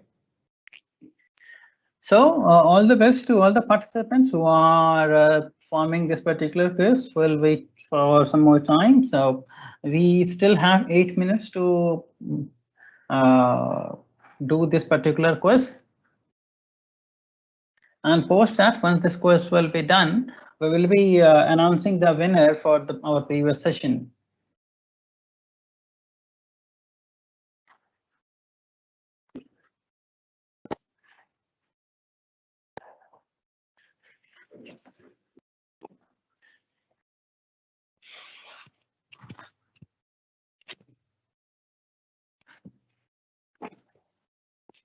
So we have 7 more minutes for this quiz as of now.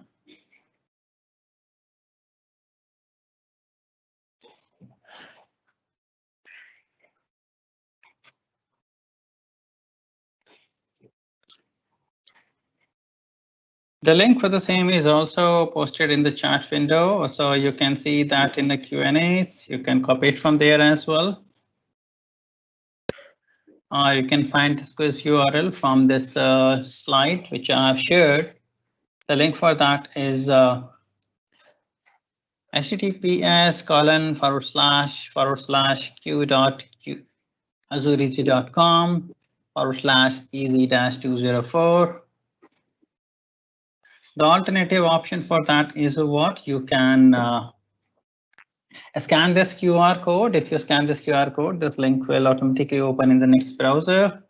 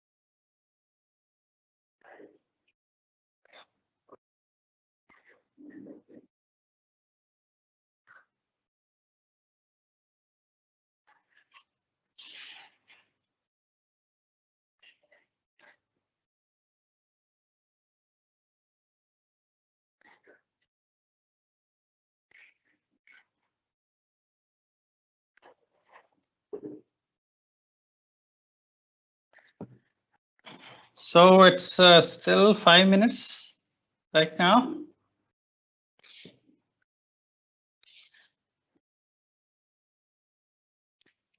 Make sure to be a winner, you must have registered for all the sessions. Okay, and for all the future sessions, if you have not registered as of now, you can use this link azure.com/az-204. So that you can win the exam voucher, as well as you also have a chance to win one book authored by Ashish, that is Demystifying Azure DevOps.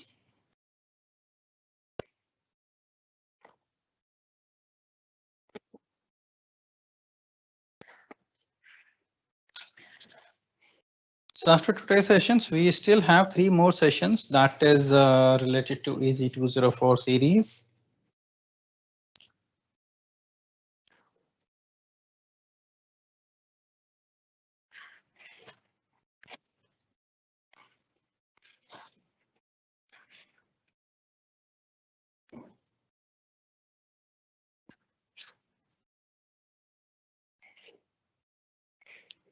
Ashish, we have, I think, 4 more minutes from now for this quiz link, and post that this link will be disabled.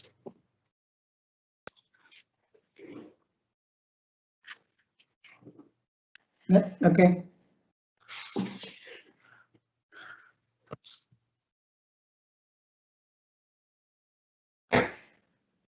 And I hope that these sessions will be helpful for all the participants who are watching these sessions. But I've received a lot of messages on LinkedIn from the different people, like post these sessions, they were able to appear for the exam, and they have cleared the exam as well.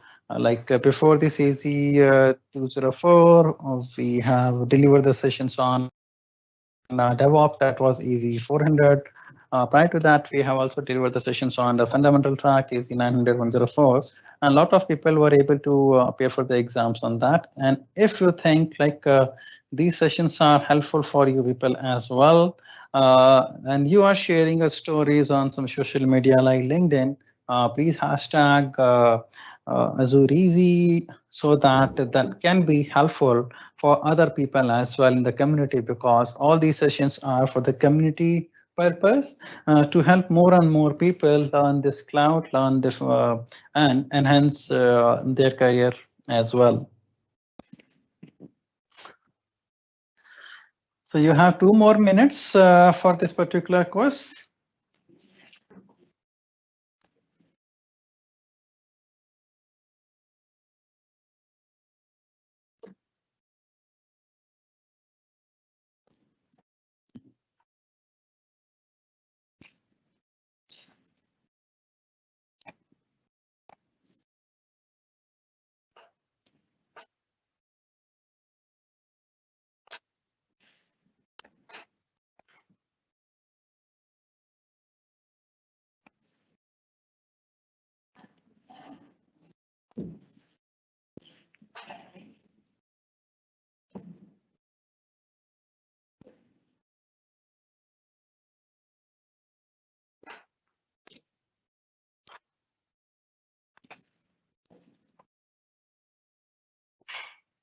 This is the last minute now, so just a few more seconds, and post that this quiz link will be disabled. So hurry up and try completing this quiz if you are still performing that. You can see a lot of responses from the different participants who have completed, and all those people who are still doing this quick. So you have few more seconds. This is the last minute now.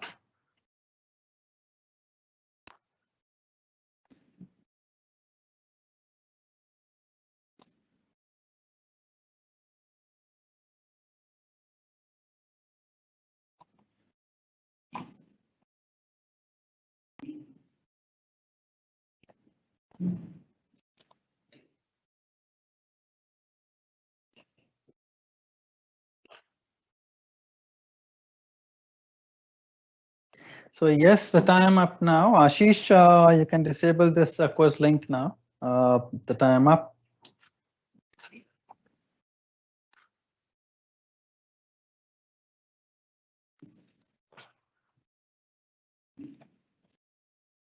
Yep, it's disabled now.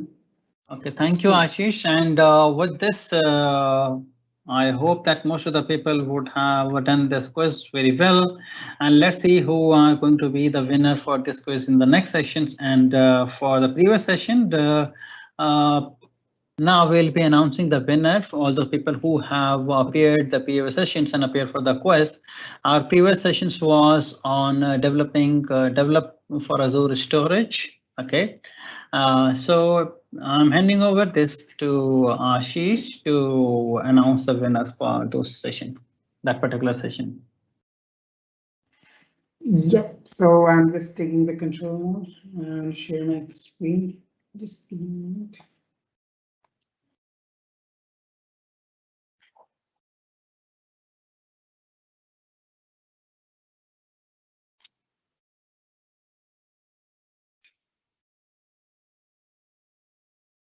Okay, so now I'm sharing my screen, and just let me get the names.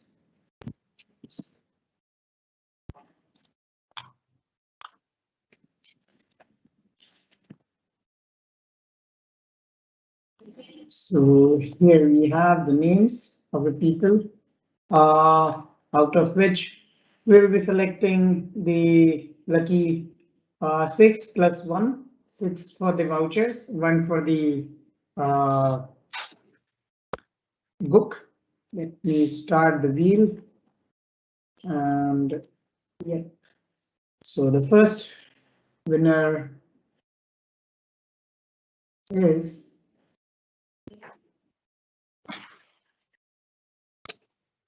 right. So Muhammad Mohsin is going to get the voucher. Now let me remove the name and then try again.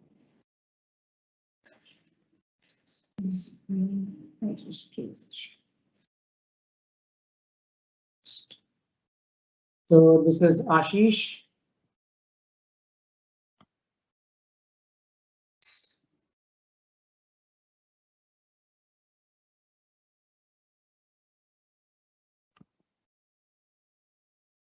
Yeah.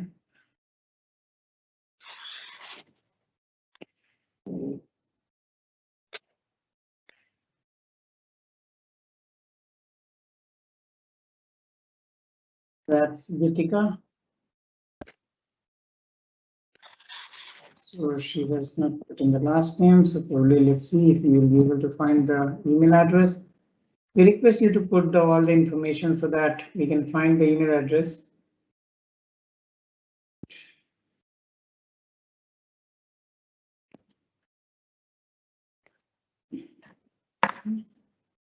Narasimha. So you're the fourth one.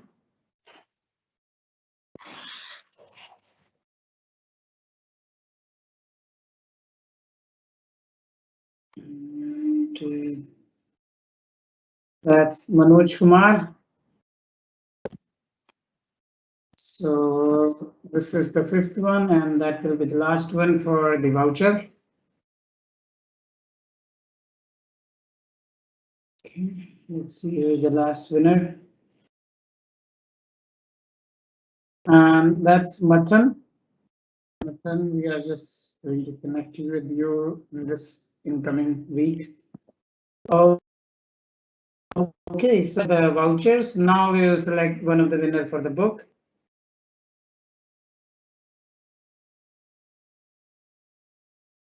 And for book, it is Sandeepan. Sandeepan, I will soon contact you for the book details so that I mean for the shipping address and all, so that I can send you the copy. All right, so these are the winners of the previous session.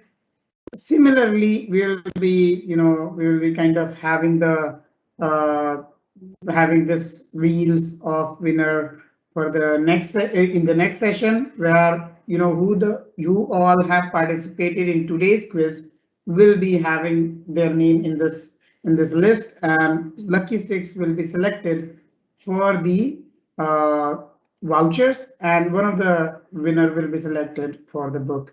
And with that, this is our session about to end. So yeah, let me Ashish, yeah. yes, so Ashish, Sanjeev has to show something related to the demo. Sanjeev, you can first share your screen and show that respective issue that you wanted to show to the audience, and post that you can hand over to me. Yeah. Thank you, Ashish and Bipin, for giving me the last bit of time. So I got the problem actually. What was the problem? So let me share my screen and I'll show you.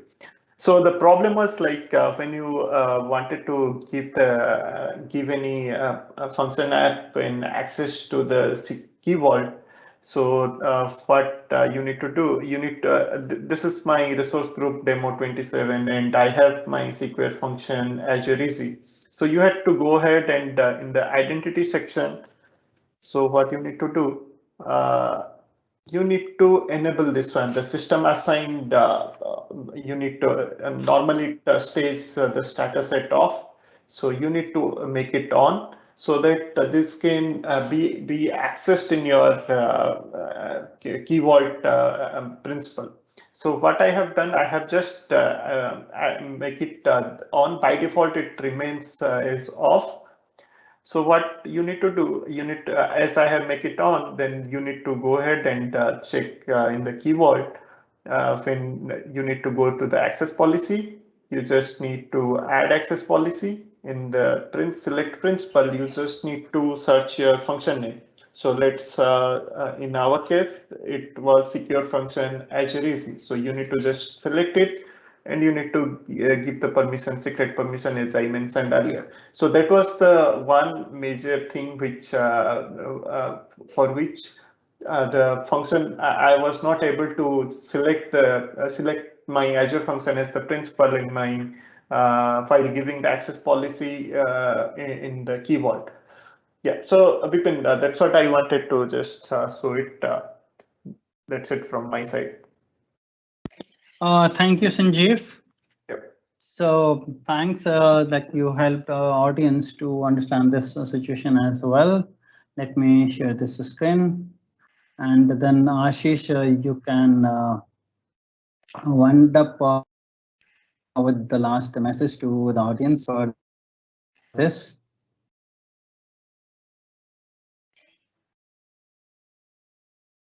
So we have already announced the winner, and then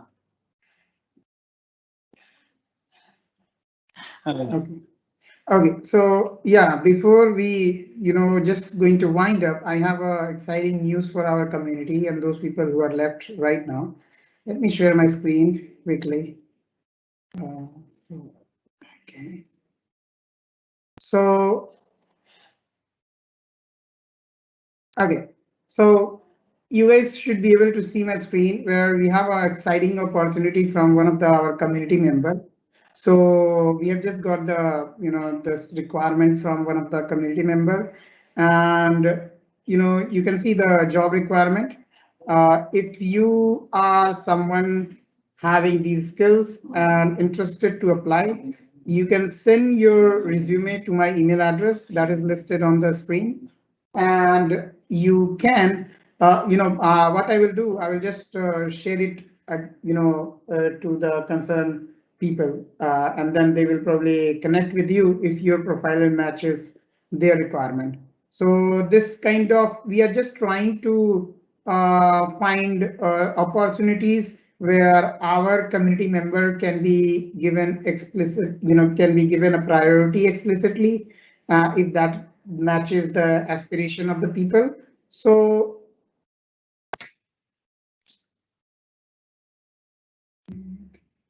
okay, so yeah, that's all we want to share on this. If you have a discussion, then I mean, if you have if you are aligned with this skill set, please go ahead and share your resume, and we will. I will just forward it further, and will hopefully you'll get your opportunity if that matches your requirement. Now let me share the screen for the last slide that we have, and that is probably the one which we use to end our session. So let me share my screen again to share the slide, and let's quickly end up the session. Okay, so yeah. So as you have, Vipin has helped us to go through the conceptual discussion. If you want to connect with him, you can connect with him on this website and his LinkedIn profile. Sanjeev, has helped us to demonstrate the key aspect when you are a developer, how to use those libraries in your .NET platform or any other platform to say, from the conceptual point of view. So you can connect with him if you want. And the last, my details, if you are interested to connect with me, I have all the website as well as my LinkedIn profile and my YouTube channel and Twitter handle as well. If you have not registered for the session yet, please go ahead and register at azurez.com/az204. That's our Eventbrite page redirect URL, and the group t.me/AzureTalk. That is our Telegram group for Azure. More than 10,000 members there. You can ask any question related to Azure, anything related to cloud, and more than 10,000 people are there to help you there in an interactive chat manner. And we all the core members are already there. Mostly we are one of them are online, and they will be probably helping you there. Azure DevOps Pro, that is my DevOps group where you can ask anything related to DevOps. You can join there as well. And then our YouTube channel. There you can find all the previous sessions. So we have done AZ-400, we have done AZ-104, we have done AZ-900, and AZ-204 is the another series in that sequence. And probably we are planning for next certification series as soon as we will end this current one. So you'll find a lot of excited content over there if you are someone who is looking into learning Azure, by seeing the hands-on labs and by going into the deep inside the conceptual things. That is it. Thank you so much for joining us and taking a time on the weekend and helping us to conduct this session. We are if you have any feedback, please share your feedback in the Telegram channel.